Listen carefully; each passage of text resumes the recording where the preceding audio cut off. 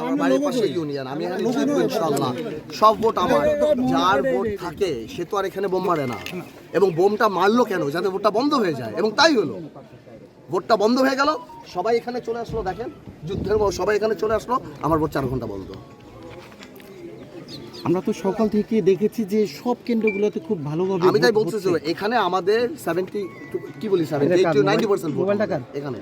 তো এই জায়গাতে যেহেতু আমাদের 90% ভোট, এখানে যদি একটা বিশৃঙ্খলা করা হয় তাহলে যত ভোট এখন আমরা আনতে পারবো এইটার মধ্যে ঢুকাতে হবে আমাদের। এখন বসে দাঁড়ায় দাঁড়ায় আমার এইগুলি করতে হবে। তাহলে আমার 2 ঘন্টা বন্ধ রাখছেন, যে পরিবেশ মানে এটা খোলা, আপনি তাকে দেখেন একটা ভোটার আছে, আপনি ক্যামেরা দেন, একটা ভোটারও নাই। বিকজ এইভাবে যদি আপনি আপনি যদি সব থাকে, একটা আতঙ্ক বিরাজ করে না, তাহলে